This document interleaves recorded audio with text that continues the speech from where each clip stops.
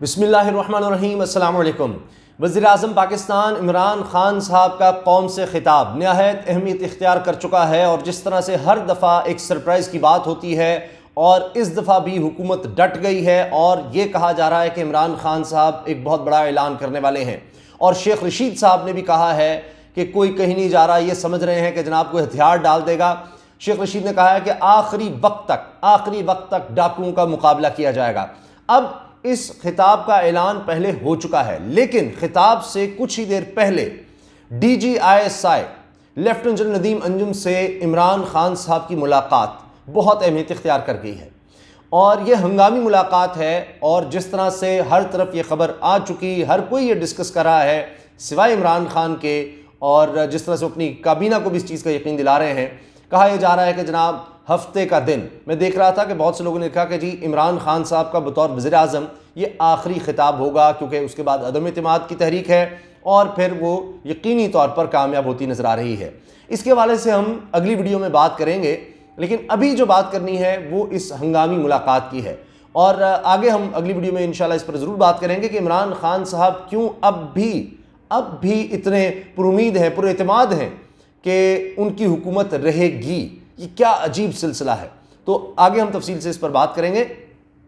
तो DGISI की मुलाकात के हवाले से मैं आपको बता दूं कि इससे पहले भी जब ये सारी तहरीक अदम एतमाद का शोर उठा था तो उस वक्त भी मैंने आपको बताया था कि मुलाकातें हुई थीं, उनमें आर्मी चीफ और DGISI भी शामिल थे। और फिर आपने देखा कि इमरान खान साहब ने ये बात कही थी कि इस्टेब्लिशमेंट की तरफ से ये पैगाम आया, यानी अपोजिशन का कह लें या एस्टैब्लिशमेंट ये पैगाम लेकर आए अपोजिशन का कि जी इलेक्शंस के हवाले से भी बात हो सकती है, वक्त से पहले इलेक्शन। और फिर यानी इसके अलावा ये था कि अदम इत्तेमाद को फेस किया जाए, इस्तीफ़ा। तो बाकी दो का इमरान खान साहब ने कहा नहीं, तो इलेक्शंस का मामला आया तो फिर ये कहा गया, ये खबरें चली कि जी ये तो बात अपोजिशन ही कर सकती है, बता सकती है, लेकिन फिर अपोजिशन ने कहा गया कि इनकार कर दिया और फिर सारा मामला आपने देखा कि किस तरफ गया। और फिर आर्टिकल 5 के हवाले से जिस तरह रूलिंग दी स्पीकर ने, और फिर मामला सुप्रीम कोर्ट में चला गया।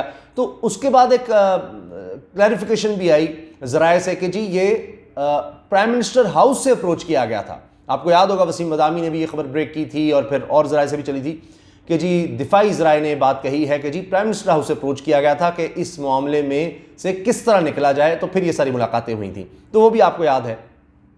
अब जो मौजूदा ये मुलाकात है, हालिया मुलाकात DGISI से, इसमें आप देखिए कि एक तो इमरान खान साहब को कॉन्फिडेंस देखें कि वो अब भी इस तरह की मुलाकातें कर रहे हैं। बहुत से लोग समझेंगे नहीं थी, अब तो ISI को कहाँ बुलाएंगे, DGISI को, DGISI क्या सोचेगा कि इमरान खान तो जा रहा है वज़ीर-ए-आज़म, नहीं मैंने जाकर क्या करना है। लेकिन नहीं, उन्होंने दिखाया कि still he is in charge. और बुलाकर जो बात हुई है इस वक्त जो मौजूदा सूरत हाल है उसके हवाले से, ये मैं बता रहा हूँ जो चीज़ें छपी हैं, जो बताई गई हैं, वो खबर ये है कि जी कहा यह गया है, बताया यह गया है कि जी मौजूदा सूरत हाल इस वक्त मुल्क में जो है और सिक्योरिटी के मामलात पर बात हुई है। ज़ाहिर है कि ऑफिशियली तो इतना ही बताया जाता है, लेकिन अब हम मौजूदा सूरत हाल को देख लेते हैं और उसके बाद हम इस पर सोच सकते हैं, तज्जिया कर सकते हैं कि क्या बात हो रही है। देखिए, एक बहुत बड़ा कदम जो उठाया गया है काबीना की तरफ से वो ये है कि एक कमीशन तश्कील दे दिया गया है, कमीशन। और ना सिर्फ ये कि एक कमीशन बनाया गया है बल्कि उसको इख्तियारात भी दिए गए हैं। और जनरल रिटायर्ड तारिक खान साहब जो बड़े ज़बरदस्त आदमी बताए जाते हैं, ज़ाहिर है कि अब उनके ऊपर बहुत सा कीचड़ उछाला जा रहा है, बहुत कुछ होगा। जनरल रिटायर्ड तारिक खान साहब की सरबराही में एक कमीशन तश्कील दे दिया गया है जो ये देखेगा कि यहाँ पर हैंडलर्स कौन थे। ये जो सारी स्कीम तैयार की गई है, रजीम चेंज का जो सारा मामला लाया गया है, जो पकड़ा गया है, इसमें लोकल हैंडलर्स कौन है, बाहर का तो पता लग गया, यहां पर कौन कौन उसमें शामिल है।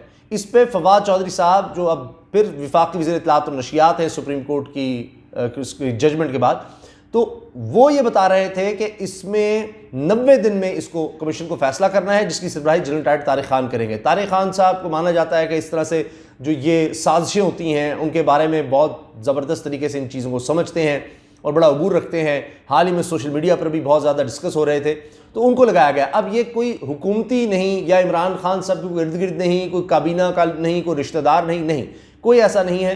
ये एक रिटायर्ड जनरल हैं, lieutenant general retired Tariq Khan साहब, जिनको लगाया गया है। और अब ये देखेंगे कि कम अज़ कम 8 मुनर्रिफ़ अराकीन क्यों मिले, क्या बातें हुई, ये सारा जो ये प्लान बनाया गया है उसके हवाले से। और वफाकी वज़ीर इत्तलाआत व नशरियात फवाद चौधरी ने बात कही है कि एजेंसियों के पास सबूत हैं, एजेंसियों के पास सबूत हैं। अब ये मैं वो डॉट से डॉट कनेक्ट करने की कोशिश कर रहा हूं कि अब ISI पाकिस्तान की, क्या दुनिया की, आप देखिए पाकिस्तान की तो बेहतरीन एजेंसी है, दुनिया की जो बेहतरीन इंटेलिजेंस एजेंसीज हैं उनमें है।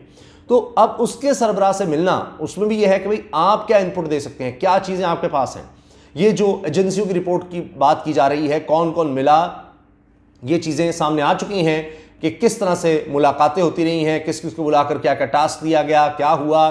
तो ये सब कुछ महीनों से चल रहा था और पूरा एक डिज़ाइन था, पूरी एक डील, पूरी स्कीम डन थी और हर चीज़ प्लान के मुताबिक हो रही थी और अब भी उसी तरह से हो रही है। सिर्फ रुकावट जो है इसमें इमरान खान आ चुके हैं। जो -1 है उसका फैसला हो चुका है, गारंटीज दी जा चुकी हैं, सब कुछ हो चुका है। और मार्च में था कि मार्च में ये रजीम चेंज हो जानी थी, लेकिन आपने देखा कि कुछ बीच में चीज़ें आ गई, ख़ासतौर पर जो आर्टिकल 5 का इस्तेमाल और फिर ये स्पीकर की रूलिंग, वरना सारा कुछ सेटल्ड था और अब भी है। गारंटीज पर सारे अब भी कायम हैं, डील अब भी मौजूद है, -1 का अब भी है। सिर्फ और सिर्फ इमरान खान रुकावट बने हुए हैं और वो डटे हुए हैं। अब मसला ये है कि आखिर कब तक, क्योंकि सुप्रीम कोर्ट का बड़ा वाज़ेह हुक्म है। इस पर हम आगे हमने दूसरी वीडियो में बात करनी है कि अब कल क्या कार्ड इमरान खान सबके पास रह गए। लेकिन अब आप देखें कि होगा क्या। ये जो अब हमारी एजेंसीज अगर इसमें इस तरह से ताउन करती हैं, क्योंकि अब ये भी कहा जा रहा है कि तहकीकाती टीमें भी बना सकेंगे। ये जनरल साहब हैं जिनकी सरबराही में एक कमीशन तश्कील दिया जाएगा, ये तहकीकाती टीमें भी बना सकेंगे और फिर जाहिर है कि वो पूछगछ होगी कि हाँ जी किस लिए गए थे, क्या ऑफर हुई थी, क्या बातें हुई थी। ये सब बहुत सी चीज़ें तो पहले ही सामने हैं कि बाहर से किस तरह से आपको ये कहा गया, किसको क्या टास्क मिला था, क्या शराइत थी, किस तरह से आपने साथ चलना है। इस पर मुझे टीपू सुल्तान का वाक़या याद आ रहा है, टीपू सुल्तान की शहादत। कि आप देखिए कि वहाँ पर जिसने गद्दारी की, मीर सादिक ने, तो उसको ये अंग्रेज़ों ने यही कहा था कि भाई तुम्हें अब हुक्मरान बना देंगे। और टीपू सुल्तान को वो जो किला था उससे बाहर साजिश के तहत निकाला गया और पीछे फिर मीर सादिक ने गेट बंद करवा दिए थे।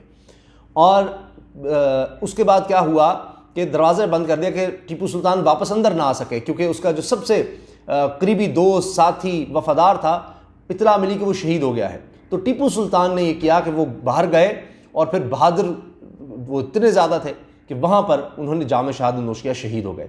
लेकिन जब ये इत्तला मिली कि जनाब बगावत हुई है टीपू सुल्तान के साथ, तो फिर मीर सादिक को भी मार दिया गया था। तो आप देखिए कि वो गद्दार और बागी जो हैं फिर वो नहीं बचते। मैं इस वाक़े से ये बताना चाह रहा हूँ कि ये जो वादे होते हैं ना बैरूनी ताकतों के, वो अपने मकासद के लिए होते हैं, फिर ज़रूरी नहीं है कि उनके हाथ वो चीज़ आए। हमें ये सबक मिलता है इससे। ये तारीख़ का बहुत बड़ा वाक़या है। टीपू सुल्तान बहादुरी की अलामत है, अल्लाह ताला उनके दर्जात बुलंद फरमाए, इतना बड़ा शहीद। तो खैर हमें इससे ये सबक मिलता है। तो मकसद कहने का ये था कि बाज़ औक़ात ये जो सारी स्कीमें होती हैं कि जो आप लोटे बनेंगे, गद्दारी करेंगे, जो भी करेंगे, आपको पता नहीं क्या कुछ मिल जाएगा, तो वो कई दफ़ा नहीं मिला करता। कौम जाग जाती है, बेदारी भी आ जाती है। तो जनाब अब वाक़या कहीं से कहीं ले गया हमें। तो अब ये चीज़ है कि हमें ये नज़र आ रहा है कि अब पाकिस्तान की एजेंसियाँ एक्टिव हो चुकी हैं, उनके पास सारे सबूत हैं। अब देखना यह है कि किस तरह से तहकीकात आगे होती हैं। 90 दिन का टाइम दिया गया है। अगर इमरान खान साहब की हुकूमत को गिरा दिया जाता है तो फिर फौरी तौर पर पहला काम ये किया जाएगा मेरी नज़र में कि ये सारी जो तहकीकात हुई होगी, जनरल टायर तारिक खान साहब जिसकी सरबराही में कमीशन है, इसको फौरी तौर पर ख़त्म किया जाएगा और सब चीज़ें दबाने की कोशिश होगी। मैं आपको बता रहा हूँ, इसको दबाने की कोशिश होगी। तो अब देखते ये हैं कि कितनी तेज़ी से ये कमीशन काम शुरू करता है, क्योंकि उसके बाद तो पर्दा रिश्तों के बहुत से नाम सामने आएंगे। तो उसमें जो एजेंसी भी जो अपना इनपुट दे सकती है वो होगा। इसके अलावा ये भी कहा जा रहा है, कुछ तजियाकारों का ख्याल ये है कि इमरान खान साहब ने उनसे ये भी इनपुट लिया है कि ये जो सारा लेटर वाला मामला है, जो बैरूनी साजिश हुई है और अंदरूनी साजिश जिस तरह से है, जो जो लोग इसमें शामिल हैं, उसमें आपकी तरफ से, ISI की तरफ से क्या क्या चीज़ें आ सकती हैं, क्या क्या उनके पास इंफॉर्मेशन है, और उनसे मशवरा भी किया गया है कि किस हद तक हम इन चीज़ों को डिस्क्लोज़ कर सकते हैं और ये जो लेटर का मामला है इसको किस हद तक ले जाया जा सकता है। तो ये असल चीज़ नज़र आ रही है। और अब पाकिस्तान की सियासत आने वाले दिनों में सारी इसी कमीशन के इर्द गिर्द और इस लेटर के इर्द गिर्द और उसकी फाइंडिंग के इर्द गिर्द घूमेगी। इजाज़त दीजिए, अल्लाह हाफ़िज़। पाकिस्तान जिंदाबाद।